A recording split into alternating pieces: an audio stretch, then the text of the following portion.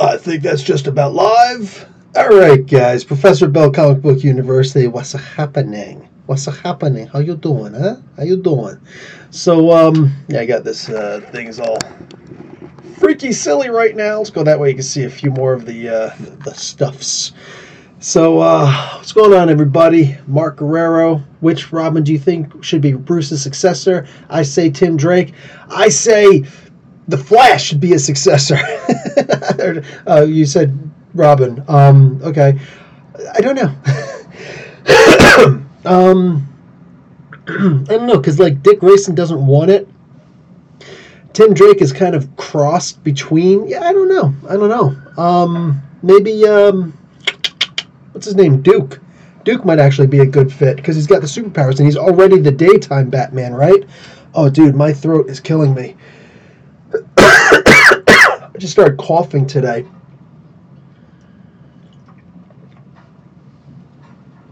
Oh my god. We're in IKEA today. Frickin' IKEA. That death trap. And I just started coughing. I don't know why. Dick Fillmore, congratulations on 68,000 subs, brother. You too? I'm joking. Thank you. Yeah. Somebody was just asking me yesterday. This little girl. Her younger sister is in my oldest son's class. So, like, I'm just hanging out with everybody, and what do you call it? The girl asked me, she's like, I always see you going out with your tripods. What are you going out filming? It's like, oh, I do, like, commercials and stuff like that for, my local, and I talk about comic books. It's like, are you on YouTube? I was like, I am totally on YouTube. How many subs do you have? I'm like, almost 7,000. She's like, I wish I had 7,000. I was like, I do too. And in about 200 subs, I'll have 7,000. But thank you very much, brother. I saw you were also dipping in the archives today, man. Wow, I forgot that I did that Ghost Rider versus the Avengers comic book, man. That was like one of the early... I don't even remember if I actually tagged that as being a Spotlight on story, but it totally is. So, Gray. Hey, Bill. What's up? What's up, Gray? Sean to draw a happy Batman Day, Bill. Yes, and I didn't go to my comic book store today. Can you believe that? I did, however, read the Little Gotham thing online. I'm just going to do a review here. I might actually do it on the Facebook group just for the sake of conversation. But, dude, that Little Gotham thing, I read the first half of it, the Halloween one. I didn't read the Thanksgiving part. So there's actually two stories in the Little Gotham thing. But the Halloween one was actually kind of funny. It was kind of cute, All the villains, that's the only day that the villains can come out in Gotham, because that's the only day they blend in with everybody else. So, like that, okay, that was kind of, I like that. Steve Waterman, what's going on, man? Sean, Bill, do you... oops, I forgot to... Sorry, guys. Everybody's always like, hey, the freaky eye, man. What are you doing with the freaky eye? Good question. What am I doing with the freaky eye? What am I doing with the freaky eye? How about we do this? We'll put this there for now. All right? Because turns out there's a comic book cancellation. Anybody see that? Chelsea Kane's Vision was canceled. She's supposed to have like a 6-issue limited series with Vision or Viv Vision or some of the Vision, like the Vision family, whatever. She says that they were just down to inking. They were like almost done with all the inks and everything, and then Marvel just decided to cancel it. She was currently really outspoken. But I teach English, I really do. She's actually very outspoken about how freelancers in comic books, they're kind of like hung out to dry. They don't really have any rights and all that. Yeah, Miss Kane, that's 100% right. It's the exact same with writers, and I think you know that. Here's something else. I was never a freelancer when I used to do electrical engineering, but I knew many, many techs who were that way also. We needed to hire people. I would go up to my, my office manager all the time. I would have to, of course, approve it with the vice president of engineering. But I would go up to my office manager all the time and be like, hey, listen, can you talk to HR? I need to hire 2 people for a job for like maybe 2 months. You know what I'm saying? It might be shorter, it might be longer, I don't know, but approximately 2 months. Can you get 2 guys in here? So they would do a call out for headhunters, the little job agencies. and be like, oh, hey, yeah, I need 2 people who have at least a bachelor's in electrical technician work, or people who've been working in the electrical field for at least 4 years. I was good with either, because at least not to how to not get electrocuted when you're working with stuff. I never really worked with the high-powered stuff. I always worked with the low stuff. But you can still get electrocuted. You can still jack yourself up. You can still burn your hand in a freaking oven, or freaking freeze your hand off with some liquid nitrogen. Whatever, dude. I did all sorts of crazy things. So, yes, freelancers, that's how it works. And if all of a sudden I finish the project, I would say, listen, I'm sorry, bud, I don't really need you anymore. You sure you don't even? No, man, I'm really sorry, man. I don't have anything, so I'm going to go put in that, I don't need you anymore. If somebody else says they need you, they'll probably give you a call because, you were doing this before. And I've seen people come back, saying it's like, oh, yeah, if that guy's still available, I'll take him. Sure, he was really good.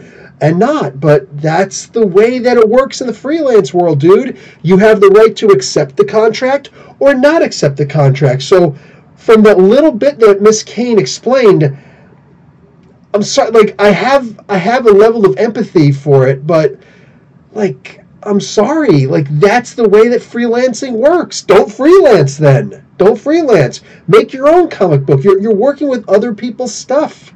You're playing with their toys, so to speak, I actually wouldn't have minded seeing Vision's, or her version of the Vision, her story, her take on that. I wouldn't have minded seeing that. At the same time, you guys, I would love to be able to sit down and have a conversation with Miss Kane.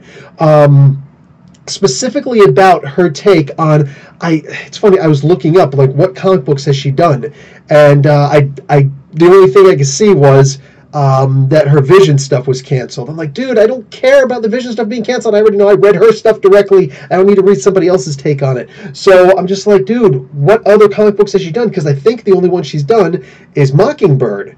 And I like the first 7 issues, but that 8th and final issue, I love the cover. That was the one with the Ask Me About My Feminist Agenda. I have no problem with that. I have no problem with feminism. In fact, honestly, anybody who has a problem with feminism doesn't understand what feminism is.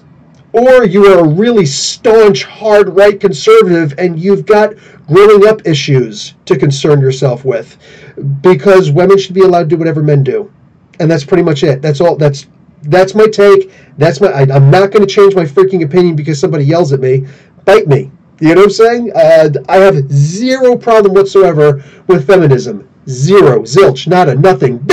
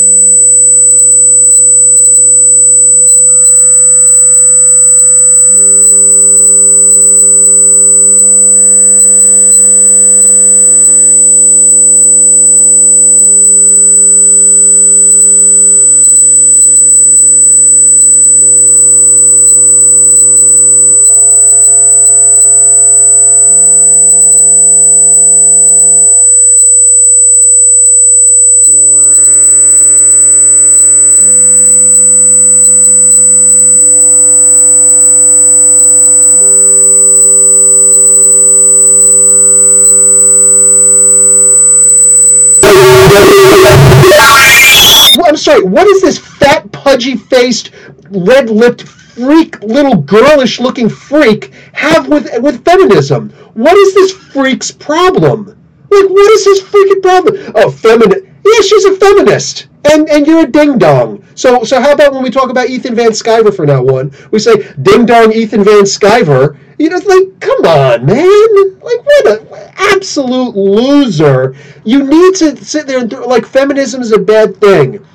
Welcome to the world of the internet where you can look it up and see, oh, equal rights? Imagine that.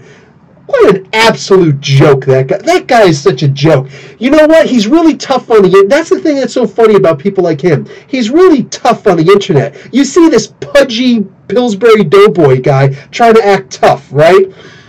With his soft little voice. But even on Twitter, just last weekend, this weekend, 1 weekend ago, what do you call it? Joe Quesada was calling him out on his crap on Twitter.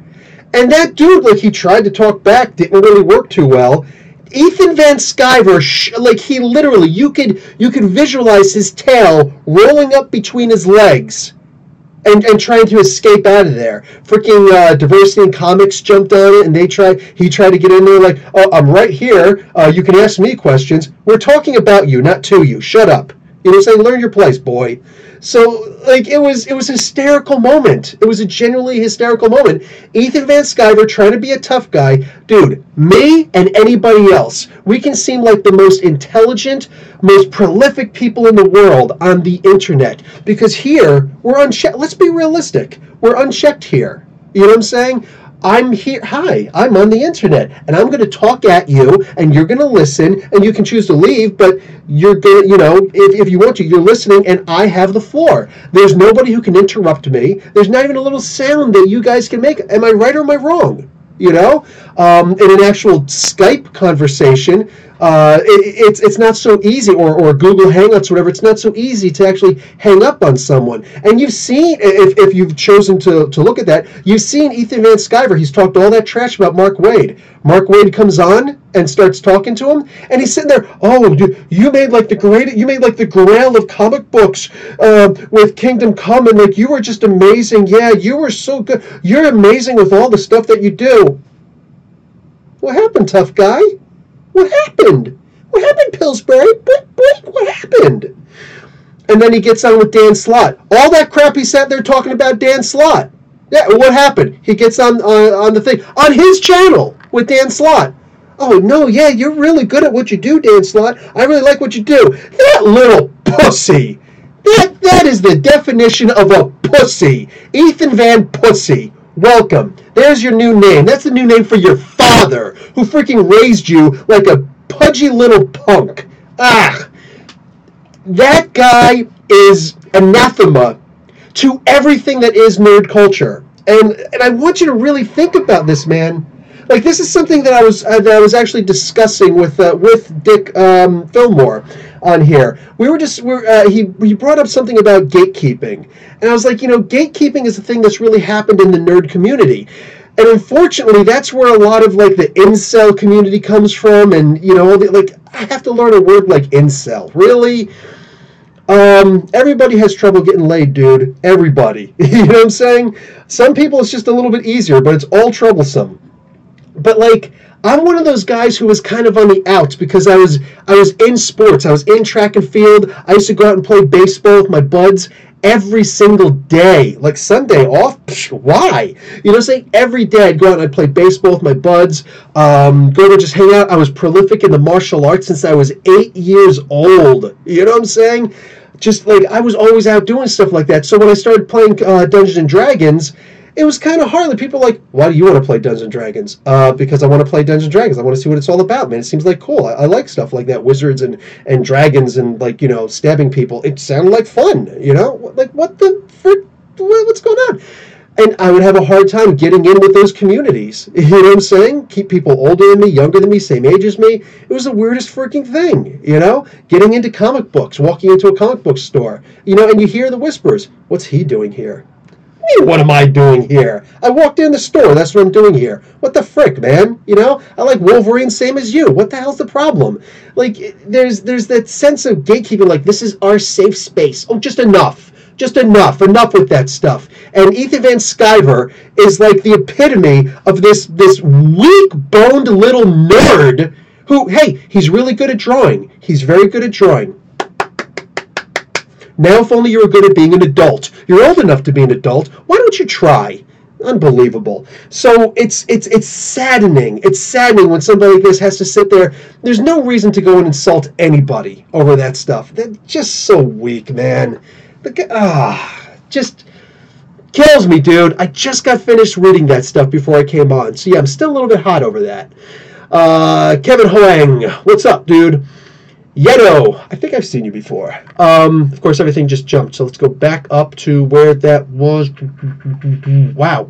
Well, you guys been talking a lot, man. Sorry. So hi there, Yeto. I kind of want to be Damian Wayne. I think Damian Wayne wants to be Batman more than anybody else. As Damian Wayne, if he was mentored correctly, would be a great successor. Hey, Professor Bill, what do you think about the Terrifics and Plastic Man? I don't know how to pronounce your name. Cow? I think it's cowl. Like a cowl. The Bat Cowl. Plastic Man is one of my favorite characters, and I really like Mr. Fantastic. So it's cool they're both in the same comic, but I feel... You can go back and check. I reviewed, like, the first 3 or 4, I think the first 4 issues of Terrifics, and I know I reviewed the first 2 or 3 issues of Plastic Man. Gail Simone, awesome writer, but I feel like she was just a little bit too raunchy for my taste with the Plastic Man, so I fell off of that story. It's a shame, because the first issue was amazing. After that, it just got a little bit too raunchy for me. It's not my taste. I'm 43 years old, so But as far as the Terrifics, I liked the concept, but I felt like they were way too much trying to be like the Fantastic Four. And at this point, we actually have the Fantastic Four, so, I felt that the characters were not acting like themselves because they were trying to make them fill the role of the Fantastic Four. So that, it just didn't do it for me, so I fell off of those first couple of issues. Let's see, Yeto. He has the talent, just not the character. He's just a kid. He is, but he's a tough SOB. Damian Wayne, you're talking about. Read Academy X, Nigel Red says. I'm going to have to check out. Actually, let me write it down. Academy X. See, I'm so old school. I write stuff down. My wife, she's like 10 years younger than me. She'll be like, oh, write something down? Sure. She'll pull out her phone and put in notes and start typing stuff in. It just look like... Well, great, I don't have paper on me, so I guess you win.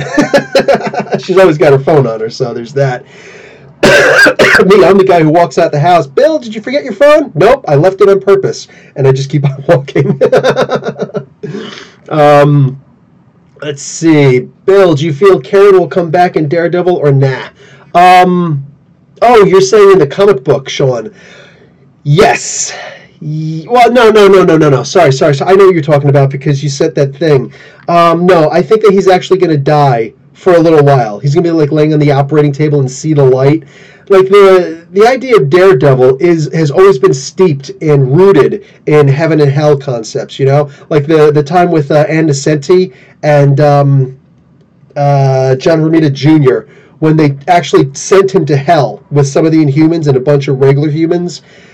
That was a wild, crazy, awesome story, and it ended perfectly. Oh my God, that ended perfectly. That's going to have to be a Spotlight on story one of these days, real talk. Oh, I just finished a certain Spotlight on story, The Crow. I actually just finished The Crow, Spotlight on story. That's going to go up in Halloween. So, yeah, like 5 weeks early, but I finished it. I literally finished it. Thumbnail and everything. It's set to air, so... That's going to be a good, fun one, because I really got into it. That's a really emotional book, but boom. But yeah, I'll be doing a Spotlight on story on that also. Which Spotlight on I put up the Immortal Iron Fist today, the first 6 issues, as a Spotlight on story this week.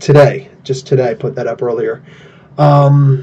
Let's see. So I think, he's going to be on the hospital bed and see the light, so to speak.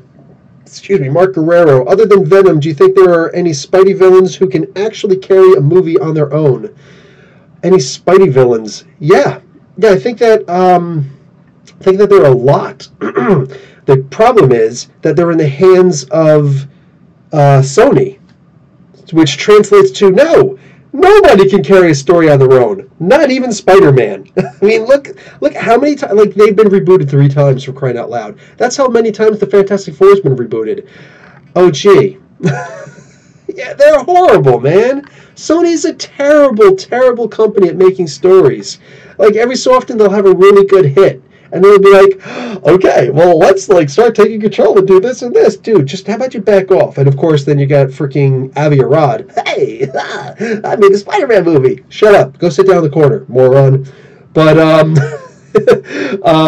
yeah, as far as ones that I would like to see Marvel do, you know, that's the thing. I bet you Marvel can make a Rhino solo story and it would be amazing. Tell me I'm wrong. You know? Let's see, Gray. I just picked up the first 10 Darkhawk comics. Awesome, for $12. Definitely going to read them and try to collect the rest. If you picked up the first 10 Darkhawk comics, cool, but understand you do not have the first appearance of Darkhawk. Go check out my, I actually have 10 things about, oh no, it's not 10 things. This is before I started doing the 10 things. I did Darkhawk Explained in a Minute. I put down what the first actual appearance is. I think it's issue number 35 of Marvel Age. I did that like a year ago. Yeah, I think about a year ago I did that video. So I don't remember which one, but I think it's Marvel Age issue number 35 is the first appearance of Darkhawk. Sorry, dude. Go and try and... Because honestly, think about it. There is no mention even of Darkhawk being in the movies right now, right? So I've got the first appearance of Darkhawk because I got it on the cheap. But the second somebody says, oh yeah, man, we're going to put like... what's that one guy called? NFL Hero or whatever that guy's name. You remember NFL's superhero? It was they only had a couple issues of it. The football superheroes in comic books. Yeah. If all of a sudden they said we're going to put NFL superhero, whatever that comic book was called, in a movie, that comic book would shoot up in price by like 10 times. So yeah, man, go and grab your first appearance of Darkhawk with the quickness, because I promise you, with Marvel talking about in Phase 4, we're going to be going into space and doing more cosmic stuff. Yeah, I promise you that Darkhawk is definitely going to be one of those characters. You know what I'm saying? Sleepwalker might show up at some point in the next Doctor Strange movie. You never know. So find all of those characters that are just little gimme characters where you can find those comic books in the dollar bin and buy them.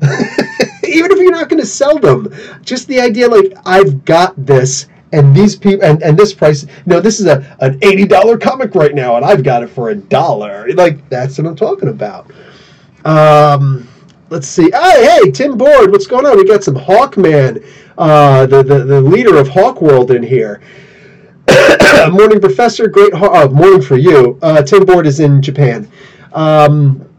Great Hawkman issue last week, dude. Hawkman, that was awesome. I like the idea that now that we've already established that his mace returns to him, like Mace Mjolnir. We should call it that. Mace Mjolnir, like Mjolnir, the Thor's hammer. If you didn't get that joke, I don't know what to tell you. But yeah, basically, he's got, like, he just threw it and had it returned to him really quick. When he relieved Qatar Hall of his sidearm.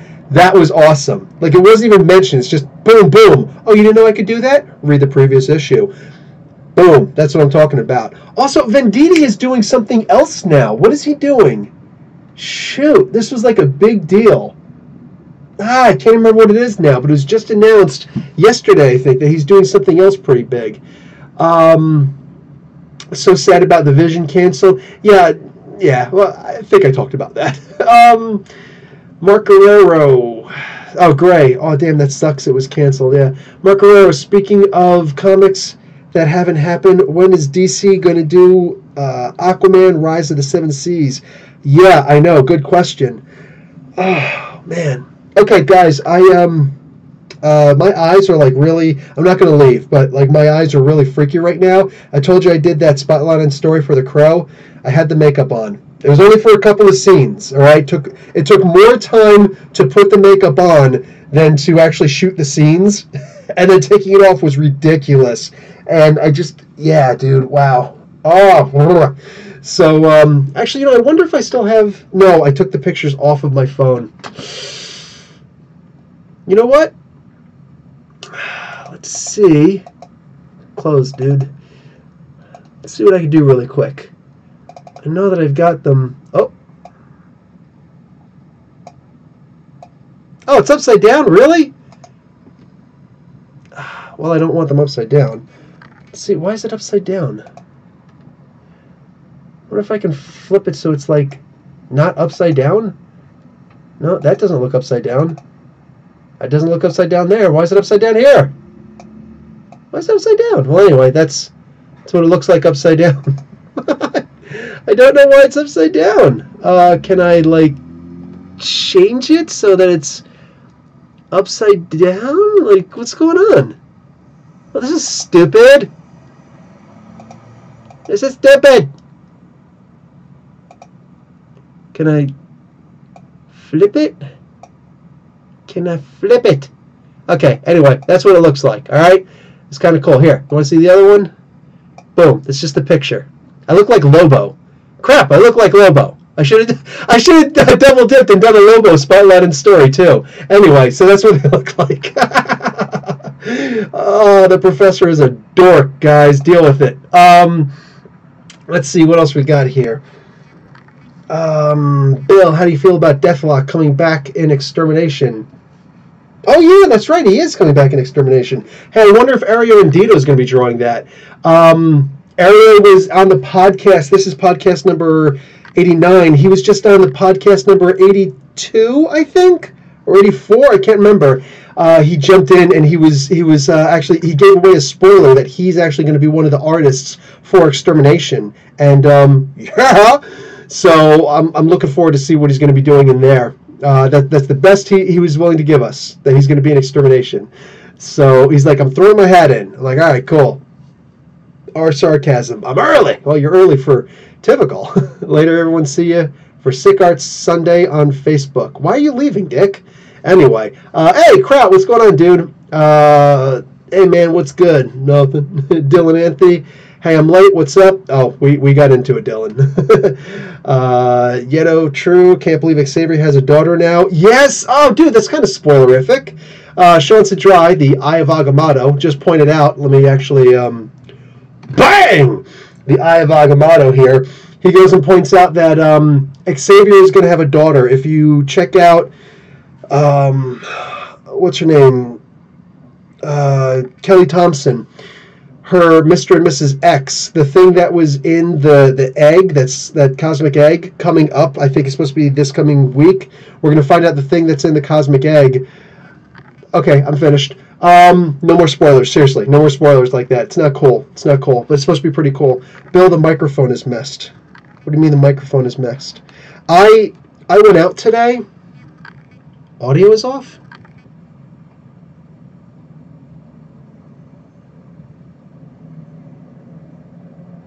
Okay, it got fixed. I'm sorry. Okay. It's actually kind of funny. Thank you, guys. Sorry. I think it's because I was raising my voice before. I've gone banshee. Oh, dude. I am so sorry, guys. That sucks. That sucks. Ugh. Okay. Damn. Oh, I'm sorry, guys. Everybody's like, ouch, Steve Waterman. Sorry.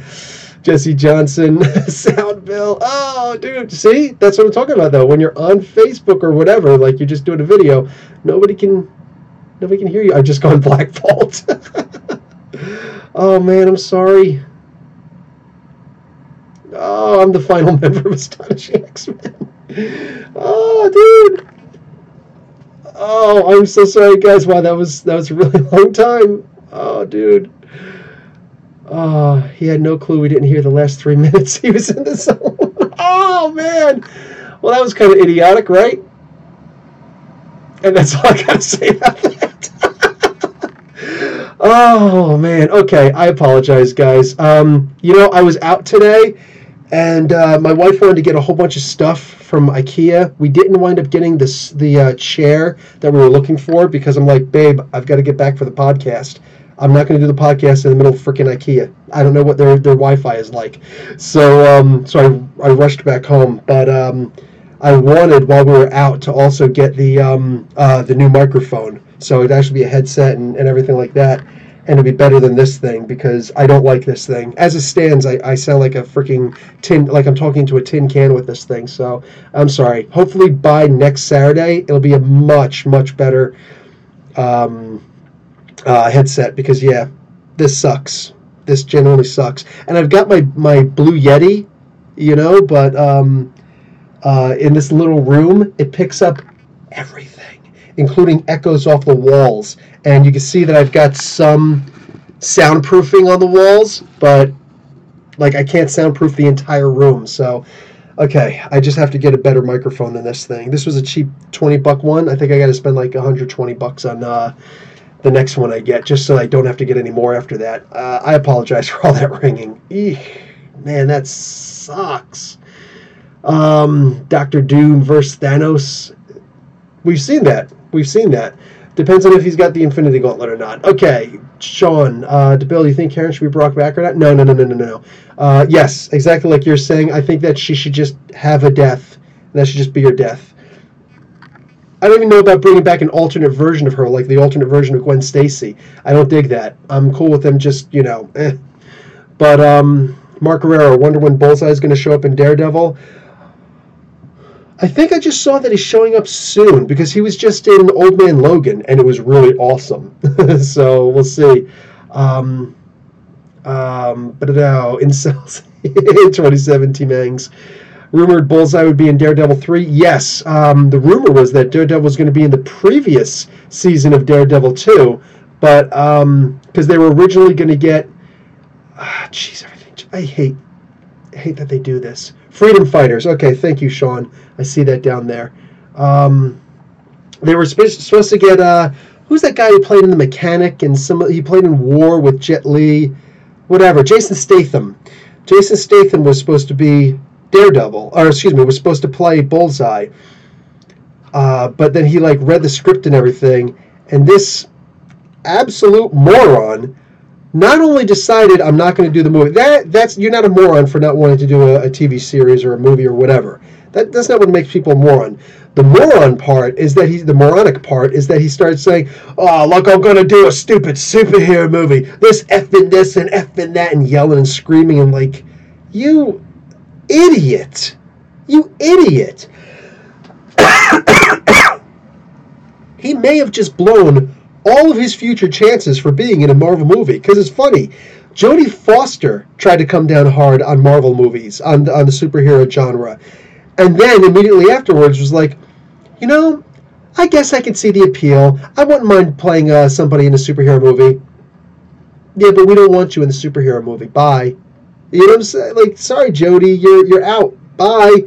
You're on the outs now. Go and make your low millions over here, if we were even making that anymore. But the actual big-time movies, they're not for you anymore. The superhero movies, they're not for you now because you already had your little opinion. So, bye. So, yeah, that's a real shame. But, yeah, we'll see who's going to be playing. Because I think that they got to bring Bullseye in by now, How perfect would that be? Knucklehead Kingpin is in jail. Still. Let's say he's still in jail. But he's like, okay, I need to go after Daredevil. I found a new way to make money. I got some good cash flow coming in, but I want to kill Daredevil. So I need to hire the best assassin ever. Better than Elektra. And here's this guy with a deck of cards, and it's not Gambit. I'm back. That sound was killing my ears. Sorry, Dylan. What the heck is this? MRSCT78. EVS is really a joke. Thanks, Professor, for bashing him. I hate the idea of bashing somebody. Seriously, it is childish for me to bash him. But at the same time, when he's going around bashing people, it's almost like fight fire with fire. And of course, that's the thing. If you're a firefighter, you know what a stupid saying that is. Right? Yeah, sometimes it does get me hot. Like I said, I just got finished reading this. And I just know, people like him, people like that, people like Diversity Comics, people like the Yellow Flash, people like all these moron, limp-wristed weaklings, okay? And I know it's hard to say something like that about your boy Zach, because he was a Marine and all that stuff. He was also a fellow infantry soldier in the Army like I was. But, you don't... I think anybody should be intelligent enough to know it is not a sign of toughness to insult someone on the internet. That's just ridiculous.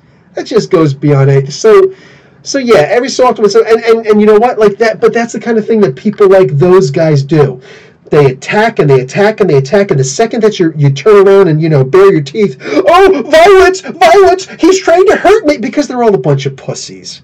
Every single one of them. They're a bunch of little limp-wristed pussies who try to snap. The second you turn around and even give them a dirty look, like, I've had enough. You don't even get the chance to open your mouth. You just turn around. You know what I'm saying? Like a kid whose purpose is trying to bug his dad, and the dad just turns around, and the kid just ran away. Like, you realize what happened. But no, these guys, they're even worse. Because they know what they're doing. And they're trying to get a reaction out of you so that they can say, you see how off the rocker he is? No. We're reacting to nonsense. You, living a life where the only thing that you're good at doing is pissing off other people, that is a sign of insanity right there. The fact that you don't understand that you contribute nothing to society. His comic book reviews contribute nothing. All right? EVS's nonsense, all right, that he spews, he contributes nothing. Nothing. These are the kind of people who will sit there and try and, they think they're so clever. You know what I'm saying? They'll make these little names and these words and say these little things and whatnot that are racist. But the second you say, dude, that's racist, what are you talking about? They want to, act like they're offended. No. The only thing offensive is the two brain cells that they're trying to rub together, thinking they're so smart. That's the funny thing, It's like a flat earther going up to someone like Neil deGrasse Tyson and thinking that you got all these facts, because you saw somebody on YouTube say, oh, the earth is flat again, we never went to the moon, and this and that, and blah, blah, blah, blah, blah. And Neil deGrasse just sits there and just, are you stupid? He just insulted me! No, you are an insult. You are an insult. It's insulting that you even breathe, because you are so stupid. Somebody who thinks that they're going to get one over on somebody like Neil deGrasse Tyson, you know what I'm saying, or freaking Michio Kaku, or some of these people who actually know what the hell they're doing. Like, who do these people think they are? Who do you think they're fooling? The only person they're fooling is themselves, genuinely, because we can see what they're doing. See you! And they think that they're so smart. No, you're so stupid you don't even realize how stupid you actually are. That's the funny part. That's the funny part of it. But it's not funny, because people like this they're coming out of the woodwork. They're not afraid anymore. You know what I'm saying? And it's a shame, because sometimes fear is a good thing. You know why we don't walk out in front of a bus? Because we know that we'd get squished. Fear is a good thing. So maybe some of these people just need to start walking in front of some buses. I'd be okay with it. Let them keep their film rolling while they're doing it. So anyway, what do we got here? They have Mark Guerrero. If they are recasting Batman and Superman for the DCEU, they might as well retcon Man of Steel, Batman vs Superman, and Justice League. Well, that's the thing. I think that's the main reason why they didn't want to do a full retcon and get out of the freaking New 52, which was just a failed attempt. There were a couple of good stories in New 52. I'm not just acquiescing that. No, I agree. Court of Owls was in the freaking New 52. There were some amazing stories in New 52. I liked Cyborg in New 52. But there was a lot more that we didn't like than we did, So, it is what it is. But I think that it was the fact that they had such a great Superman that they said, yeah, we can't really reboot, can we? Because people aren't going to get it. No, I think we would have gotten it. We're a little bit smarter than you think. But it is what it is. Dick Fillmore actually made a good point. He says, now that he's out, can he play Captain Britain in the upcoming Captain Britain and Black Knight movie that they're talking about making? Because, hell yeah. That would be awesome. Tell me he wouldn't make an amazing Captain Britain. I would love that. They wouldn't even have to, edit out his mustache or anything.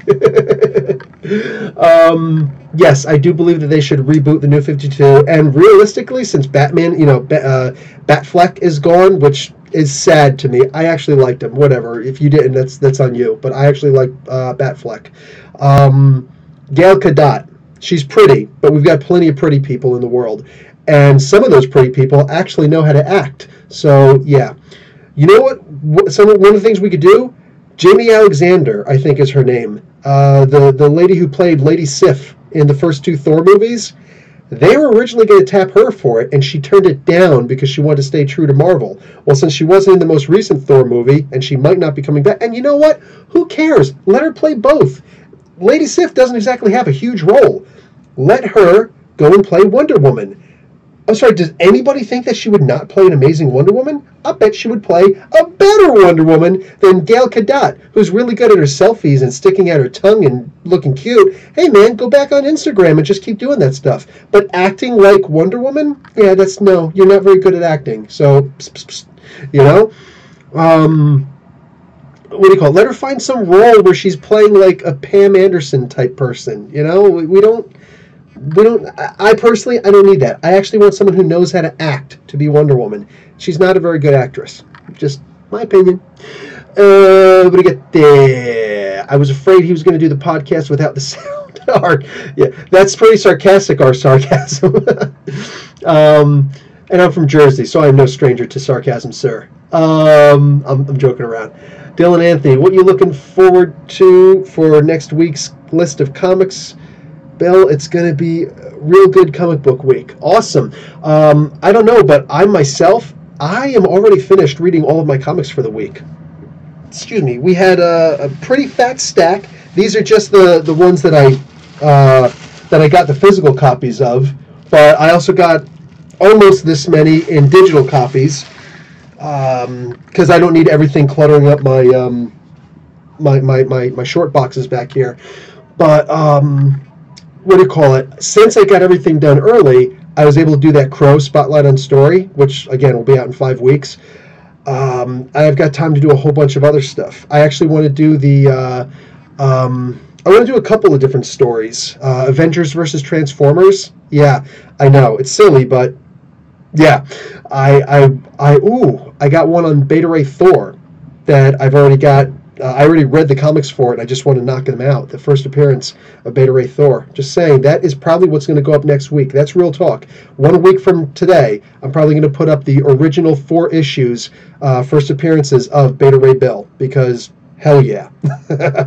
I'll probably do a 10 Things About also, just for the sake of conversation, because coolest character ever. And like I think I said on the podcast before, frickin' Donny Cates off air told me, like, after I finished with the interview and I turned off, we still sat and talked for a little while. And I was like, yeah, man, I do these, he's just like, what's some of the other things that you do? Because he doesn't take the time to look through everything. He can't. All the people he talks to. But was like, what are some of the other things you do? I was like, well, one of my favorite things I like to do is the thing that takes me the longest time. It's about a 2 to 3 minute video that I put out once a week, and it's called 10 Things About. And I talk about different characters. He's like, did you do Beta Ray Thor yet? I was like, no, I did not. He's like, you should do that one. I was like, you know what? You're right. He's like, yeah, I love that guy. That's all he said. He says, yeah, I love that guy. I was like, me too. Dude, like, one of my dreams is to meet Walter Simonson and get him to sign my first appearance of Beta Ray Thor, at Thor number 337. Like, that's a dream of mine, getting to shake his hand and maybe see if I can interview with him and his wife, because, his wife killed Superman. I just put up a video that nobody cares about, which I understand.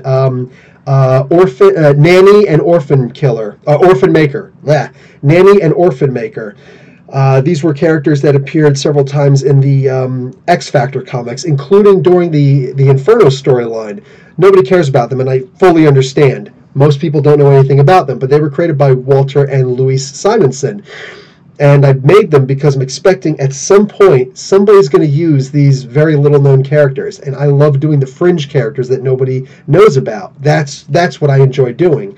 I did all these characters for the Thor universe. I never actually did Thor because everybody knows who Thor is, but how many people actually knew who Executioner was, for instance, or Heimdall. So, yeah. But he told me to do Beta Ray Thor, and I was like, yeah, you know what? I will do it. And I'm thinking to myself, I'll get around to it. And then all of a sudden, in the most recent issue of Death of the Inhumans, I think that's issue number 3, who should appear at the very end of it? Beta Ray Thor. Son of a gun, he was giving me a hint. That son of a gun, he was giving me a hint, and I didn't freaking catch on to it. You know what? I lost my Batman card. I lost my Batman second greatest detective in the world that now goes right back to Sherlock Holmes because I am no longer... Yeah, I got kicked out of the club because he gave me a hint. He dropped a hint right in my lap, off air and everything. Duh. I didn't bother doing it. That was just really dumb. So, anyway... Oh, P.A. Stewart, I was actually just thinking, I was like, where the heck is Paula? Because she's usually here. So I'm glad you're here. Hi, everyone. Happy Batman Day. And now back to my sanctuary. What? You're leaving? All right, fine. She'll probably check this thing out later. And, hi. So, let's see. Mark Herrera says, wonder what Marvel and DC will ever do crossovers again. That's always cute. Noise pollution. You know, I don't know. I don't know that they need to. They've been doing a lot of crossovers outside. Like right now, the Injustice 2 versus Masters of the Universe crossover. They just did 2 volumes of Batman and the Shadow crossover. Gail Simone is still writing Tarzan and Red Sonja crossover. There's a whole bunch of and they just got finished doing the Batman and Wonder Woman and Conan crossover. Like they're still doing a lot of crossovers. Just, but as far as Marvel and DC doing it, I don't know. Sean sent stuff for this segment. Yes, I must get ready to do that soon. White Dog 1475. What's up, Professor? What's up, White Dog 1475? Yeto, I got faith that Venom will be a good movie. Yeah, Rhino. Holy crap, am I really that far back? Okay, I'm going to have to start trying to shoot through these a little bit faster. Joe Fisher, what's up, dude? I would love to see a Hellion 6-part story. Maybe Empath going back. Hellions? More specifically, yeah, I should probably talk about those guys. And also, Fallen Angels. I should do a spotlight on story for Fallen Angels, shouldn't I? That was an excellent series, so thank you for that, Joe Fisher. Empath maybe have Empath go back in time and save them from Fitzroy, and it messed up history or something. Oh, it always mess up history. And yeah, the X-Men going through time, that's never been done before. And I don't say that sarcastic, well, in a malicious sarcasm. I'm more like, yes, they should absolutely, like, I want at some point Kang to show up in the X-Men world and just be like, dude, you freaking idiots. Between, I had Bishop in my hand today, Bishop and Omega Red, the 6-inch Marvel Legends, and I was like, nah, I'm buying too many of these things, and I need to actually buy equipment and stuff like that for the podcast and for the channel. But yeah, between Bishop and Cable and all these other morons and the freaking X-Men constantly changing histories, I can see Kang just be like, you guys are on timeout, time travel timeout. Like that would be great. Gray. Oh yeah, I was wondering and try to do the Marvel Age with Darkhawk. Yes, please do. Please grab that while you can. Wow, this is so far back in time. Okay, I'm sorry guys, I'm gonna try and skip a little bit of this because yeah, dude. Wow, I'm like really missing a lot of stuff. Oh, Mark Guerrero was talking about all the cool stuff. Yeah, oh yeah, dude. There was a lot of I don't know if the Wonder Woman was good by Azzarello, but the Aquaman, the Trench, and all that stuff. Yeah, dude, that's what I'm saying. There was a whole bunch of really good stuff from over there, from the New 52. So what else we got here? Mark Guerrero, Gal Gadot should stick around for Wonder Woman. Her film was pretty standalone, and just do reboot and have Wonder Woman be the official start of a new DCEU.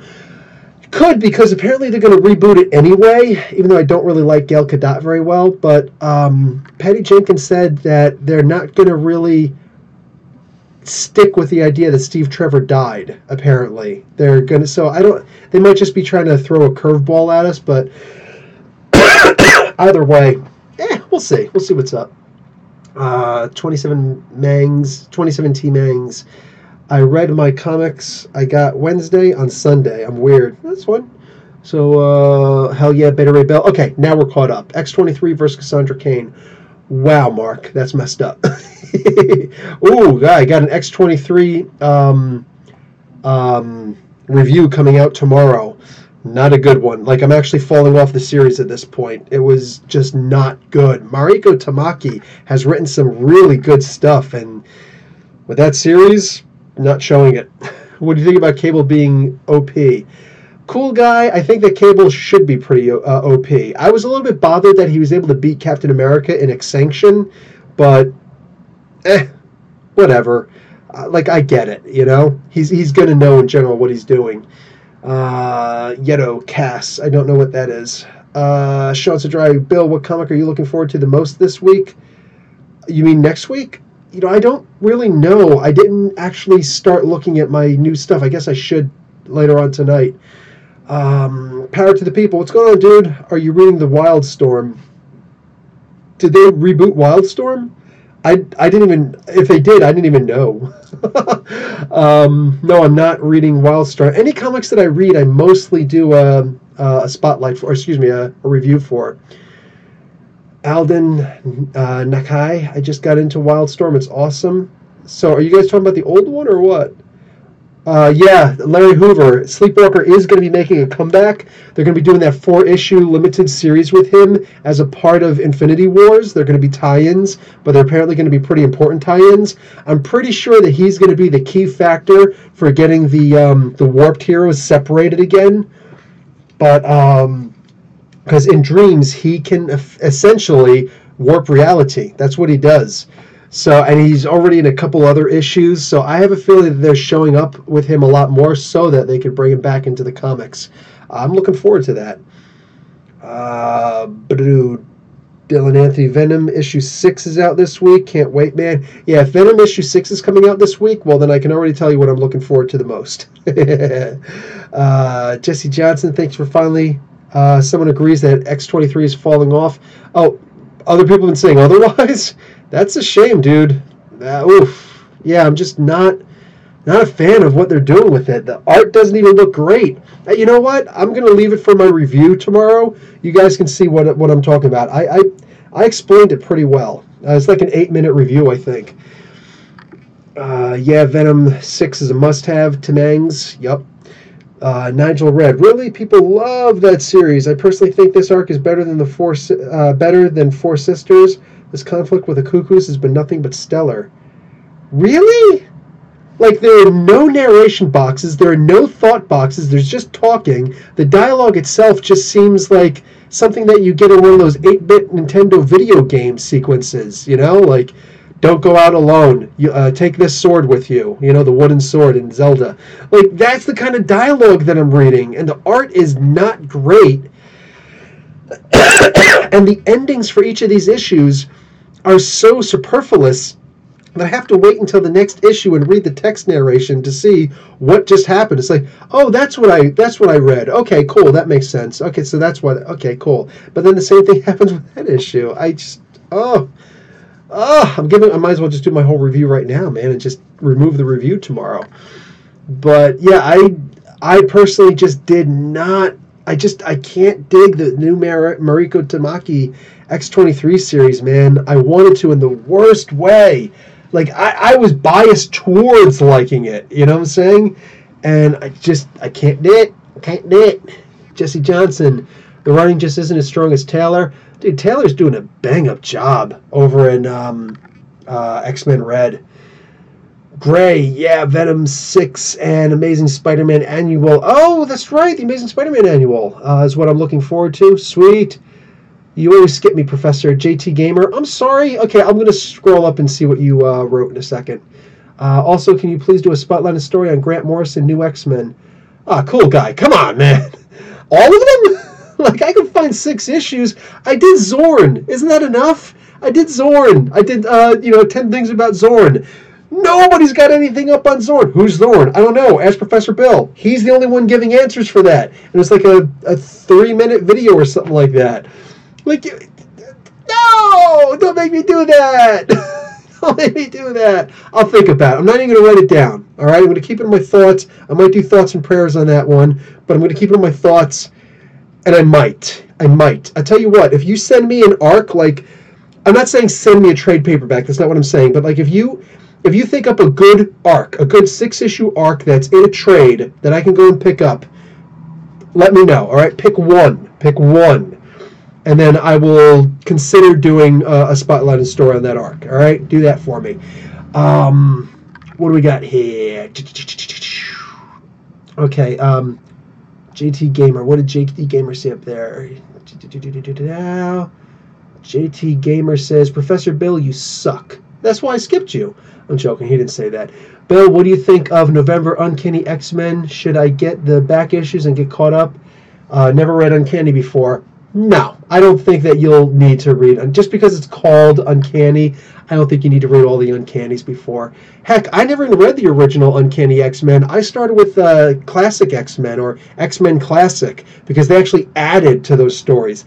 That's something I would highly recommend. You want to go out and get a couple of trade paperbacks of X-Men Classic? Oh my God. That actually started with Giant Size X-Men number 94. Giant Size X-Men number 1, and then started with X-Men number 94 after that. And it was basically those original stories with the all-new, all-different X-Men, but there was also a little backstory added into all of these issues and a couple of extra pages added in that kind of enhanced the story a little bit. The first idea of Sabretooth wishing Wolverine happy birthday every year started in Classic X-Men. I forget which issue. Was that issue number 10?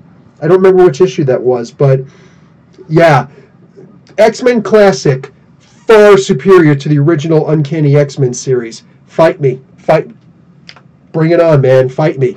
I loved that series. That was amazing. So, yeah, go and consider checking that out. But other than that, no, man, you're fine. But if you did want to read, like, you can't go wrong reading those old Uncanny X-Men stories. I'm going to be doing a Uncanny X-Men Spotlight on story pretty soon of 3 very awesome issues that are relevant to today. But, in fact, let me just remember to actually write that down.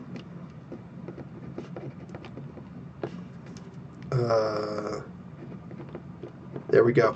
I'm good. So, yeah, you could, but if you're going to do that, my recommendation, consider getting the Marvel app or Comixology Unlimited, because bada bing, bada boom. You know what I'm saying? You're hooked up that way. You get to just scroll through and read all those comics for one low price. You know what I'm saying? Dude, those guys should definitely sponsor me because I'm constantly referencing to the Marvel app and Comixology. But, yeah. Okay, so a bunch of these just dropped. Yes, the Captain Marvel trailer drops on Tuesday. Will you be doing a review for that? I probably won't be doing a reaction video because, like, my wife just got finished saying to me today, she's like, okay, I admit, reaction videos are stupid. I used to do reaction videos, and I really just did it to get more people to come and see, hi, I'm here, come and check out some of my other videos. But I stopped doing them because I thought they were silly. Like, I'm sitting there looking at something, and I'm watching it live. I'm literally watching it for the first time live, on camera, and I'm just like, and I'm like, oh no, you have to make sure that you're making bigger smiley faces and just, like, oh my God! Oh, I can't believe this happened! Oh, I didn't do that! And it's like, it's silly. It's silly, and like that's just not me. And then, just what? My opinion: go look up reaction trailers. Don't even look at the videos. Just look at the trailer, just look at the thumbnails. All of them are somebody going, what is this over-dramatization crap? It's like, I've never once in my life genuinely looked at a trailer, well, not ever, but, I've almost never looked at a trailer and go, like that. I mean, who does that? They're silly. So, my wife was like, no, you should keep doing the reaction trailers. Like, babe, reaction trailers are stupid. This was a terrible idea. I'm not going to do reaction trailers anymore. But look at the views you get. I don't need the views that bad. These things are stupid. So it was literally just today, about an hour ago, an hour before I came live. Anyway, she's like, okay, the reaction trailers are stupid. I was like, where's this conversation coming from? And it's so funny that all of a sudden this. But she's like, maybe you could do video trailer reviews? I'm like, yeah, I actually prefer doing something like that. Can't really call them reaction trailers, so it's going to be hard to advertise them. People are funny online. You put down a reaction, somebody's be like, you're talking about it, you're not actually doing it. You know, like, I want to see you react. Dance, monkey, dance. Dude, I'm not I'm not doing that stuff anymore. But, yeah, dude. I think I will. I know I'm going to be watching the trailer several times, and then I will absolutely, if it's really good, I think I will try to break it down a little bit for people, because, yeah, that could be fun. That could be fun. What do we got here? Can't wait for the cover for issue 6 with all the guns. What's that? The new... Oh. What do I want out of the new Picard show? Okay. Aggressively reaction. Okay, tongue, you shall function for me properly, or I'll bite you off. Aggressively nope, biting it off now. You know your name. Aggressively relaxing. There we go. Just had to actually read it physically. Oh my God! So, what do we have here? I think that, don't even remember the question now. The new Picard show. Jeez. So, I like the idea that they're doing it, but what I think would be smarter is to do something with Riker, if he's down for it. I know that Will Wheaton is doing his own thing right now, but and Riker is doing a lot of Jonathan Frakes is his real name. I think that he's doing a lot of directing right now. He did like the Librarians and stuff like that. But if he could be convinced to come back and play Will Riker, I think that would be really cool. Because he is younger. I enjoyed him, especially with the beard. I enjoyed watching his action roles on there. Yes, of course, Picard is kind of awesome because he's just got the best voice, and anything he does is awesome. Anything he does is awesome. I remember the first movie I ever watched with him was it was called Life Force back in 1985. We went and saw that in the drive-in movie theater when I was living in Ohio. Went to this drive-in movie theater, watching this. Whole bunch of nudity in this movie. Like, wow. This movie was great. I was only 10 years old, and I'm like, this is the greatest movie I've ever seen in my life. And Barry Gordon's The Last Dragon. I saw that every single, like 6 out of the 7 days that was playing that week in the drive-in movie theater, because that was the greatest movie ever. Ever, ever. I'll put that movie against The Matrix, baby. That was a great movie. But... like Life Force, there was a lot of TNA in that. Oh my God. Martha May, I think was the girl's name. Whatever her name was. Oh my God, she was gorgeous. Okay, that being said, Patrick Stewart was in that movie. And at one point he was possessed by that hot chick. So it's his body with her mind in it. And she, Jean-Luc Picard, what's his name? Patrick Stewart, kisses this dude in the movie. And as a 10-year-old, I'm just looking at this like, doesn't he know that's really his body? Because, that's not really her. Like, he's got a little stubble and everything. Like, isn't that weird? Isn't that weird? I think that's weird. As an adult, though, and I go back and I look at that movie, like, I haven't seen that movie forever. I got to go watch that movie. Probably not with the wife in the room. There were psychic vampires in space, dude. It's the craziest thing in the world. But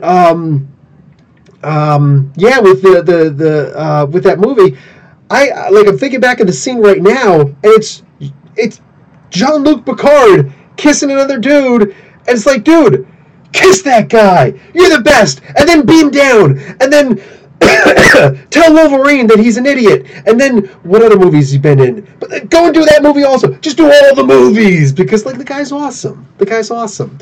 But, yeah, I think that, my pitch for that, if they were to ask me, if anybody were to ask me to make a pitch, I'd say, listen, here's the deal. How about you simply make him an admiral, all right? Make him an admiral. He's totally awesome. There's this guy named Talkin who works with him. Crossover, all right? The Star Wars crossover. but you have he's this admiral. But then there's this thing going, and everybody's just like he's almost an honorable mention at this point. He's very well revered and respected, but he's lost his mind, okay? And people don't really listen to him anymore. They'll be like, oh yeah, they'll yes him to death, all right? So he decided, like, here's this big threat all of a sudden with like the Cardassians and the Klingons again. I don't know. Who cares, all right? They're forming another coalition against each other. Maybe it's not even the Klingons, because I like the idea of the Klingons being kind of good guys or being the rogue nation. The Cardassians and the Romulans, all right? These two are getting into it, all right? Like, you think it's a war, but in reality, they're actually teaming up, and they're going to form their own version of what do they call it? The Federation of Planets, all right? They'll call it the Coalition of Worlds, all right? Just like it's going to be a major threat, and they're going to try and take down what they're calling the Federation Empire, okay? Because they think that it's more of an empire. And it kind of has it. And like any huge empire, it's got more planets in it, more worlds, and they're all getting together and whatnot, and just it's nuts. And he knows that this is what's happening. So since no one will listen to him, and he's saying, send out a ship to check out what's going on and blah, blah, blah, whatever, he decides to go, not necessarily by himself. He gets a small crew of trainees together to go out and try and investigate this. So, and he gets a bunch of people who really who were kicked out because, of the Federation, because they were kicked out of the academy because they were just a bunch of punks or whatever, for whatever reason. He takes a bunch of misfits and he takes this ship. So this amazing captain who's kind of losing his mind with a bunch of extremely inexperienced people, and he flies out there. While he's out there, he all of a sudden comes to realize that the Andorans are also joining this coalition of worlds. You know what I'm saying? So that's 3 extremely powerful groups getting together. Holy crap. And while he's out there, he gets caught. All of them get caught. And Jonathan Frakes, all right, Captain Riker, he's sent out there because he's in charge of a ship. Oh, I got to go take these suckers down, man. And he goes out there and whatever, like eventually, like he winds up saving Picard's bacon. But then he starts talking to us like, okay, apparently you were right. And now the Andorans are involved in this also. It's even worse than you thought. But Picard winds up being killed. Oh, that's terrible. But at least it let it happen in like episode 10. You know what I'm saying? Excuse me. So, bang, that's what happens. And now Jonathan Frakes has to take over as the new captain of this totally awesome Star Cruiser. The Federation Z. the Enterprise Z, whatever they're going to call it, the ZZ-8. All right, just it's really distant in the future. Okay, and then you just take on the series from there. So now you got this guy that kind of passed the torch on to him, and now he's got a bunch of these rugged, roughshod recruits. Yeah, they can still stick around, but at the same time, you're also going to get a bunch of other people, maybe even some of the other names from like Star Trek Voyager and whatnot. Like I wouldn't mind seeing 7 of 9 coming back, could be cool, but just anybody, Harry Kim even, who cares? Just get somebody in. I know B'Elanna Torres, the girl who played B'Elanna Torres, she's still into making these shows. She still loves the idea of being in the shows. So boom, bring her in. Bring in whomever, and just. That would be an awesome show, I think. Now, Jonathan Frakes, so like every so often, he's got to remember a conversation that he had with Picard. And even though Picard is dead, he can actually have a special holographic program of him, like the Holo Room. But now, technology's increased by now. The Holo Room actually comes into the his captain quarters, and he'll actually have a conversation with a holographic Captain Picard. So, Admiral Picard. So he could still appear in the show, and it's like, bang! That would just be absurdly amazing. I would love to see something like that. That, to me, that's how you're going to do an awesome show, because you can't keep on pulling this poor guy out and having him reprise this role in a steady, active. He was old in the original TV series, for crying out loud. So by original, I mean Star Trek Enterprise. So, yeah, man, that's how I would do that. Okay, Yeah, I can't wait for the cover. Okay, got that. Yeto, same here. I'm not sure how I feel about Null. What? But I do like the Venom is getting new powers. Makes him less Spider-Man derivative. Exactly. Also, there's a new symbiote in Venom: The First Host, issue number 3 of 5. So that's by DaCosta and I forget who, but go check that out. I got the review up for that just came out this week. It's good. I like the new symbiote. I'm digging him. He's more of an espionage guy. He's tough as nails, absolutely. Even though he's still a baby, still immature, but he's more of a spy espionage type. Digging that. So Captain Marvel, yeah, just did that. Yes, I'll be doing I'll be doing a video trailer review for that. Wildstorm series is new, written by Warren Ellis, I believe. Whoa! Seriously? Yes! That's right, it's under Vertigo, right? You know what? I did hear about that. I forgot that Warren Ellis was running that.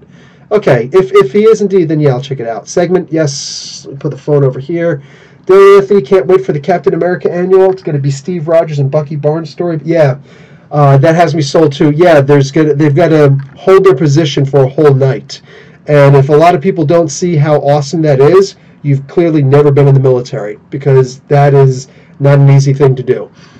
Mark Guerrero, do you prefer Scott Snyder Batman or James Tynion Detective Comics?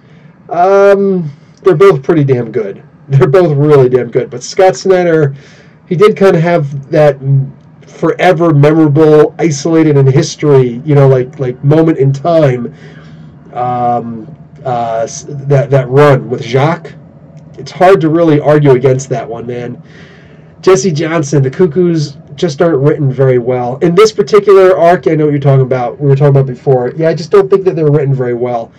Their conversations with Laura and everything are very forced, and they're very cringy. Zord is pretty awesome. Pretty awesome. Yeto, you and me need to sit down and have a conversation, bud.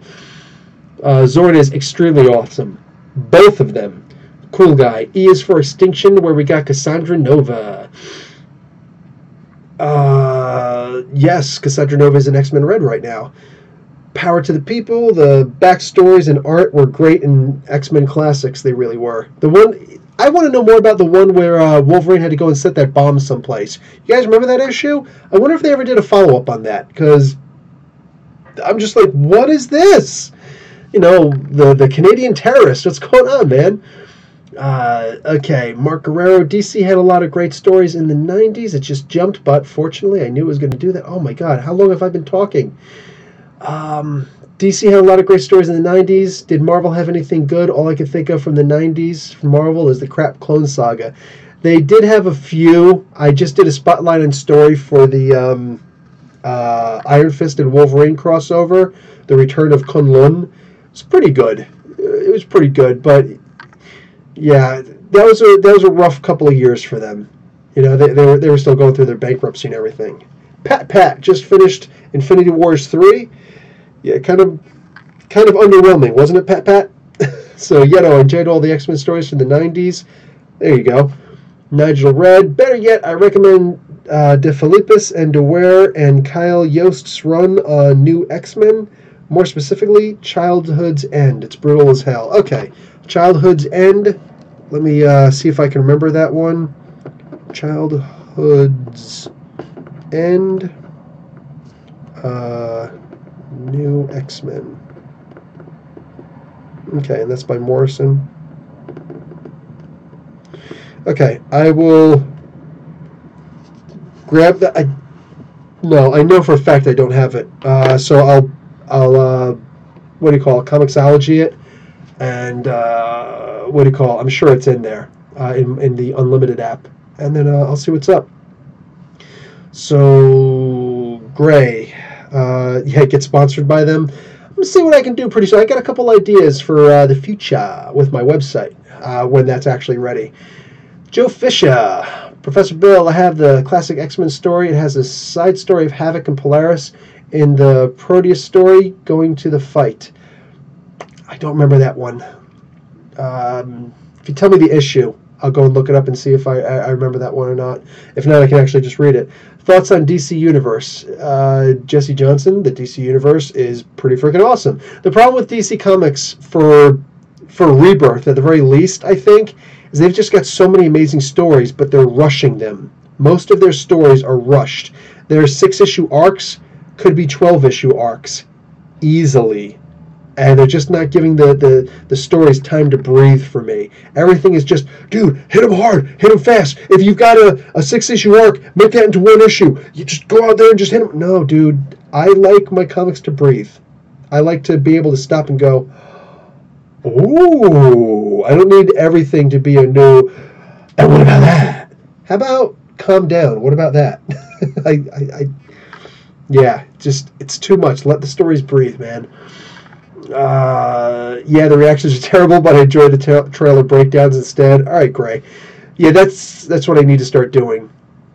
Mark Guerrero, I think the only time... The problem is then you got people who, like, the first time they ever hear of me is for these trailers. And I know, like, I've got the worst luck, I guess, with just the worst kinds of people coming in saying, well, how do you not like this movie? You don't know what you're talking about. You're stupid. Okay. Okay, I hope that was good therapy for you, bud. But so and I don't want to just say something's good just because somebody wants to hear that it's good. I try to give my own opinions on it, but like that's what I usually do. I give my opinions. That's one of the things that's very different about me, I think, than most other YouTubers who do comic book reviews. Most of them are just all about, oh, and then this happened and this happened. It's like watching CNN. F CNN. You know what I'm saying? I'm not interested in watching CNN. When I want my news, I follow news on the internet. You know, I'm not interested in mainstream news. The whole, we're going to try and act dignified, and blah, blah, or it's just like pure opinion. You know, like over on Fox News. Dude, calm down, all right? I give my opinion. I give my thoughts. And I also say exactly what happened. I give credit where credit is due. I say the good. I say the bad. I say the ugly. There's usually not any ugly. I don't do any ugly. But, yeah, like, that's what I do. And it just... So, yeah, I don't know. It's weird when somebody first hears about you, doesn't know your likes or your dislikes or why you say all these things. And I hate always having to explain myself on every video. So... We'll see. We'll see. I'll see what I think about the trailer. I'm sure that one should be a pretty easy one because I think I'm going to like that one, but we'll see. I think the only time Mark Guerrero says I had an extreme reaction, something like the Doctor Who 50th when all the doctors showed up at the end. That sounds like that would actually be pretty cool. I think I stopped watching in the 11th season. Just, it got too much. Like too many things. I stopped watching TV, period, or Netflix. Netflix is a well, man. It's a bottomless well. Mark Guerrero, if they can't get Chris Pine back, they should consider just going with the Kelvin timeline. Okay, I see what you're saying. Of the next generation with a new cast. Okay, I've mentioned this before. If I had to recommend a good channel to go and look at what's going on in the world of movies and TV, Midnight's Edge. I seriously want you guys to write that down or put it in your notes. Midnight's Edge is an awesome channel where these guys get the inside scoop, genuinely, on a whole bunch of TV shows, like Conan, for instance. They get the horror movies, like the Hellraisers and the Jason Voorhees, Friday the 13th movies. But they're really big on these guys here on the Star Trek world. And they give you a really good breakdown about who owns what, why CBS and Paramount vie for the Star Trek, why the Kelvin timeline got created in the first place, because they can't use any of the original characters. It's wild, man. It's wild. They get into the rights and things like that. So I would consider checking that out. I don't think we'll ever see the Kelvin timeline again. Just because of the things that they're saying and the things that I see in general afterwards. Let's see if they get... Yeah, so Power to the People. The first movie I saw with Captain Picard was Dune. Oh my God, yes! That was the second movie. No, actually I did see that first. Holy crap. I did, because it came out first. I did see that first. Dude, yeah, good one. That was David Lynch's Dune with the weird form of the weirding way. Oh, the weirding way, it's talking. That's what it is. And, man, all whatever the heck they were saying. Like, dude, no, unacceptable. That's not the weirding way. Yeah, the books. The books, one of my favorite, the first three books, I should say, are just some of my favorite science fiction books ever, man. Frank Herbert, dude, that dude is amazing. So, True Fan Forum, what's up, dude? You know Patrick Stewart played Othello? Yes, I did. It was a switch where Othello was white and everyone else was black.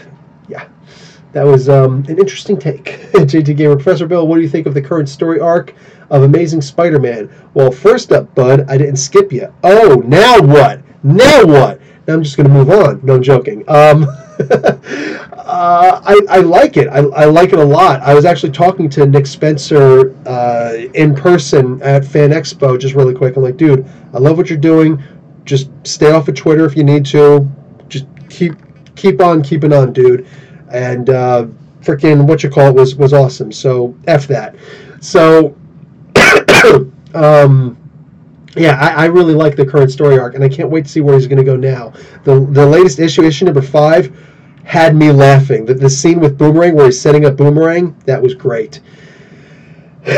Joe Fisher, but his last name now, Troy. He married Deanna Troy in the last movie. Oh, that's right, he did, didn't he? First movie I saw with Patrick Stewart was Excalibur. He was in Excalibur? Did he play his father or something? What the heck did he play? Crap, because I saw that too. Duh. He only explains it right after. Sorry, Joe Fisher. He was the father over the lady who married Arthur. So he was Guinevere's father. Oh, shoot. Yeah, man, this dude, like, he gets around. You know, it's the transporter technology. He gets around to all the movies, just kind of, all right, give me a script, damn it, give me a script. So, like, that's what he does, and everybody's like, that's an amazing voice, just give him the script. Give him the script. Who do you want to play? I want this character. Well, that's my character. Get out of here! And he goes. He goes. P.A. Stewart. Hey, welcome back, Paula. I knew she'd be back. I knew you'd be back. Oh, my God. Rolling myself. I just jumped back into what? The professor going on about Patrick Stewart? Maybe I should have stayed in the kitchen. You don't like Patrick Stewart? Maybe you should get back in the kitchen. What's up with that? I'm just so young and innocent.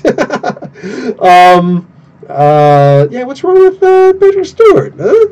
Lewis Versatility. Hey, why Marvel doesn't make a Thanos vs. Apocalypse comic issue? That's a really good question. Because, hello! Thanos versus freaking Apocalypse? We have Evan Sabahnor. Is Apocalypse still dead? Yeah, right? Evan Sabahnor as opposed to En Sabahnor. I love that. I love that. Actually, no, wait, hold on. Evan was just killed. Sorry, guys. Evan was just killed in the, if I remember correctly, maybe I'm misremembering this, in the Deadpool comics, under Jerry Duggan, I think he killed Evan, didn't he? Please correct me if I'm wrong. Bang, bang, bang, bang, bang. True Fan Forum, yes. Miss Apocalypse is badass. A spider. Yeah, you know what? I actually meant to go out and buy the stuff today. I've just got to get the head and the right leg of my Apocalypse bath. Build-A-Figure. I also need the wires for the back that come with Wolverine, but I'm not like, I'm not going to kill myself to get those because I don't need another Wolverine doll. But yeah, dude, this Apocalypse, man, he's badass. He's awesome. He's huge. So, what does Professor Bill do when he's not talking about comic books? I play with my toys, sucker. That's right. A spider. What's this, a spider thing? And why is everything jumping on me? Stop it! Stop it! Okay, I need to stop focusing too much on stuff because, wow, more comments just exploded. Before Apocalypse was shanghaied by the Celestials, Marvel wrote him pretty bad, like super weak in comparison to other heroes. You know, that's debatable. That's debatable. But yeah, I hear what you're saying. I can see what you're saying, though. Once he had the Celestial armor, the Celestial ship, and like, no, he was introduced as having a Celestial ship. So, I don't know. I hear what you're saying, though. So much they could do with Apocalypse, agreed. Just his voice, because every time that we hear Apocalypse, or that we see Apocalypse, every single one of us, it's not even about correcting me if I'm wrong. You know it's true. We're all using that badass voice that he had back in the X-Men animated series. You know I'm right. all of us, whenever we read Apocalypse, we're reading him in that voice back then. It doesn't matter if he's reading a freaking laundry list, man. It doesn't matter. It's like, a carton, damn it, how did he talk? A carton of eggs, 2 loaves of bread, chopped meat. Like, that's how he talks, and it's badass. It's badass. Let's see. Bill, Johnny will throw Ben a bachelor party. Awesome. Marvel needs to stop nerfing Apocalypse. He went from soloing the X-Men with ease to shifting his pants when seeing Black Bolt taking a breath. Yeah, especially for somebody who can manipulate his molecules. Yeah. He was tough, dude. I did a spotlight on story of Apocalypse versus Dracula. That 4-issue limited series. That was really cool. Apocalypse was awesome in that, man. I would definitely consider checking that one out. Marvel Heroes Reborn wasn't bad in the 90s. Larry Hoover, you're not wrong.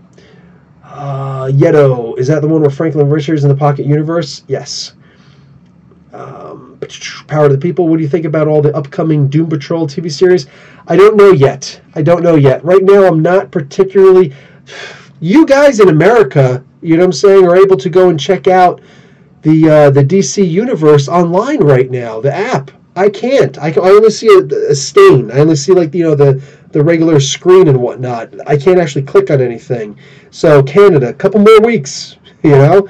So I'm really looking forward to seeing what's up there. I'm gonna subscribe at least for a month. You know, I'll see what's up. If there's a free trial, I'll check that out. But I got to see what all that stuff is first, because right now I'm not feeling the Teen Titans, the Titans TV series. I'm just not feeling it, man. Like, what the heck, man? F the Teen Titans. They just announced today that Robin will meet Robin in this one. Okay, cool. So Batman's got a new Robin, and this Robin is going to turn into Nightwing soon. Awesome. Cool, man. I don't know what I'm hoping Swamp Thing is going to be amazing. That right there could keep me hooked. You know, I would pay $80 a year to watch a season or two of Swamp Thing every year. Hell yeah, I would. You know, if it was good, if it were good. But there's a lot they could do. The question is, are they going to do it right? We'll see. So as far as the Doom Patrol, I'm really hoping that's good, man. Maybe they'll put like the first episode for free on YouTube or something, or just make it free that we can watch the first episode or two, and then you know, if they're good, hell yeah, I will buy the app and I will watch the hell out of that. I'll review them too. You know, why not? So, you picking up that Batman Damned by Azzarello, Bill? Yes, I am, because that looks interesting. Power to the People, I think New Warriors was a good 90s comic. That counts. Yeah, that counts. Even Thor was good. I mean, there was a bunch that was good in the 90s. Okay, count down with the 90s, okay? Count down with the 90s. How many issues of new Thor do you think... Oh, and now we're talking about Thor here. Gray, how many issues of new Thor do you think you will go up to if it keeps with the same level of story it's currently at? I said I would finish the arc and look at the next issue. So I guess issue 7? We'll see. Yeah, like I said, I went back to it just because... Oh, for crying out loud, because Donny Cates was all like, yeah, man, no, it's really good, and like Jason Aaron's got some good things coming up. It's like, all right, fine, I'll read them. But, yeah, we'll see. Apocalypse didn't really fight with Onslaught. He kind of stood by and watched things happen with Uatu. Only time he took part was when he tried to save Franklin. I wonder if I should actually go back and look at those. Paul, all right, back to the dungeon for me, but before I go, is there anyone in the UK in the room? I hope you're watching The Bodyguard. That show is one of the best things on TV. The Bodyguard, is that the one with Whitney Houston? Because, is that something else? What's going on here? All right, is that on Netflix? She already left. All right, good night for real this time. Fine, Paula, fine. Bill, you should do the news segment now each week about new... Oh, I should do a news segment each week about new comics. You know, you're right, and I get the freaking Marvel previews. I get all of these things, man. Like, look at all the stuff I got. I got the DC Nation. I can't see my my screen. There we go. I got the DC Nation. You know what I'm saying? I got this thing, Read Banned Comics. I got the freaking Marvel free previews. I got the damn Foom #1. Like, dude, I got everything, dude. And what's going on? I get so caught up in doing this other stuff that I don't do news about the new stuff coming out. And damn it, you're right. I should. I should. Oh, Didn't know that about Apocalypse. No, Evan didn't die from my memory. I would check it out. No, he definitely didn't die. Deadpool faked it and gave him a device which hid his X gene from Strife. Oh, okay, good. But a student did die in a recent memory. R.I.P. iBoy. Oh, iBoy did die? He lost an eye and then he actually died. That sucks. I think he turned off Evan's X gene entirely, temporarily. Brilliant. Power to the people. I do want to see Patrick Stewart appear in season 3 of Legion. Oh, I also wanted him to appear in one more X-related film. He could, and now that he's bought by Marvel, he would. He said he would. Battle Rapper D, what's going on, dude? I know I comment about this, but is Loki's mouth driving anybody else crazy? Lewis Versatility. Yo, Professor, I think Marvel should make an Apocalypse versus Thanos. I want to hear your opinion about that. We just talked about it. Asterisk, oh my god, how it's true. Sorry, autocorrect messing with me. It's no problem, Battle Rapper D. Sean Citrai, segment. Yes, got my phone. Joe Fisher, Professor Bill, I remember the old Swamp Thing series on USA Network in the 90s. Yeah, that wasn't actually bad. I'm not even going to complain about that. By today's standards, unwatchable, right? But it was still good for back then. Larry Hoover, I thought the same thing about Black Lightning show. I thought it was cheesy, but after watching a few episodes, I thought it had a good story. Too much info too fast, though. Yeah, see, I have to watch that series, too. Dylan Anthony, DC Universe is supposed to be doing a live-action Swamp Thing that's supposed to be R-rated. Yep. I know. That's actually what I was talking about. I'm really looking... I'm hoping that's going to be good. I don't think Apocalypse vs. Thanos movie would be very marketable. Fox kind of screwed the pooch with the recent X-Men movies. Yeah, I know what you're saying, but let's be realistic, man. Once Batman, jeez. Watch Iron Fist. Oh, okay, cool. Thanks, guys, for retweeting my stuff. I forgot to put out the podcast is in on Twitter. I forgot to put that out. Duh. So let me go up here to... Okay, this is where it is. Wizard Magazine needs to come back. Yeah, I know what you're saying. I wouldn't mind doing my own version of Wizard Magazine, but a digital format, you know what I'm saying? And I would actually need people to help, like, real talk, I would need people to help me out for that. What do you call it? Sean Cedrai, I'm looking at you. Yeah, if I had some help doing that, I would absolutely do my own version of Wizard Magazine.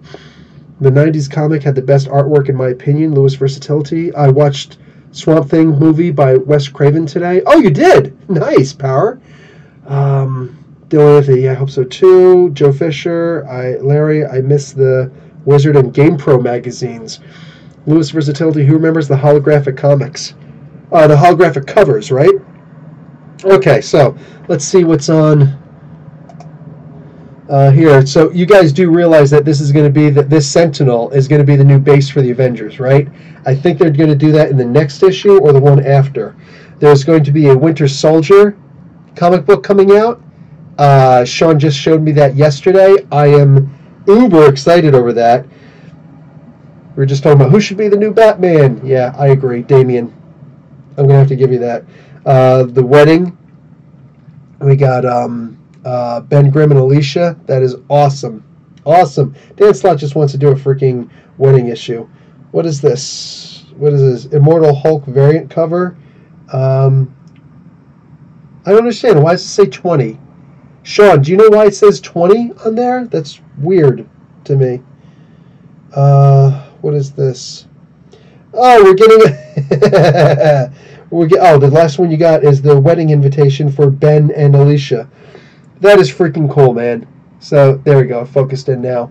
So there's actually going to be a wedding invitation put out, and I'll bet you that Marvel doesn't screw the pooch, as we just got finished saying, as far as this wedding. Marvel at least gives us the weddings that they say that they're going to give us, or at least they give us a wedding. All right, that Rogue dude. I'm saying it now. Kelly Thompson is a freaking genius, because I know from the behind the scenes stuff, people talking to me, that Kelly Thompson had a lot to do with, hey, can we get Rogue and Gambit married? I would really like to do that and write a Mr. and Mrs. X comic book.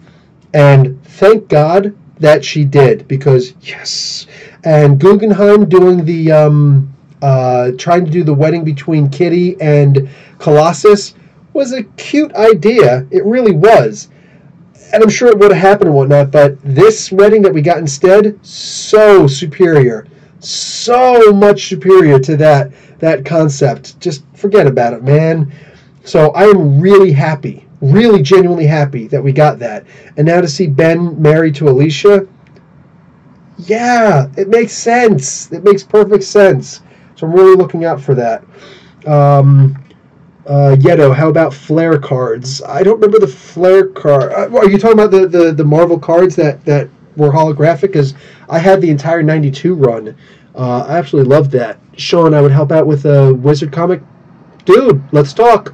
There's a new Winter Soldier series coming out, Bill. Yeah, dude, Sean Sadrai is the one who pointed it out to me, man. Sean also says Marvel Knights 20th anniversary variant for... Oh, that's the Marvel Knights 20th anniversary. Okay, that's why. Should Ben and Alicia have a kid? We need to discuss if they're capable of that. By they, I mean Ben, because, I'm not even going to get into that, man. Joe Fisher, spoiler, Alicia's another Skrull again. What was she, Lilandra? No, not Lilandra. That's Professor X's main squeeze, the Shi'ar girl. Lyra or something like that, right? Wasn't that it? That's funny, Joe. Even Gray's laughing. Yeah, Kitty and Colossus left a sour taste in my mouth. Yeah, it's all that rusted steel. But, okay. Oh, and we're at the bottom. Yes, Lyra. Okay, so Lyra. Yes, Johnny gets married, and gets married to Lyra. Whoa. Are you joking around? Sean, we can't leave until you tell. Is that real talk you're saying right there? Like, is Johnny really getting married to Lyra? Because, no. That would actually be kind of funny, but no. Okay, thank you. Dylan Anthony, when's it coming out and who's writing it? I'm going to have to add that to my poll. Larry Hoover, first series Marvel cards with the... Yes, that was the 92 series. Yeah, with the bios on the back. Yeah, they really were awesome. So, all right, that's it. Sean, real talk, man. You and I are going to have ourselves a conversation. I don't know about tonight because I'm always really tired and weird after doing a podcast, like staring at this bright white screen for so long. But seriously, you have my email. So hit me up on email and let's have ourselves, like, instead of Twitter, let's actually have ourselves a conversation, like, email. And if you can, maybe we can do a live chat, like a Google Hangouts, and actually talk about some of the stuff that we could do one of these days. All right, cool. Yeah, I don't have to keep on talking. You understand what I'm saying? Okay, so that's going to be it for me, guys. I'm going to bounce now. Good day. Good luck. Don't do anything I wouldn't do, which is silly because... So I'll talk to you guys later. Thanks for hanging out. Professor Bell, Comic Book University. Class dismissed.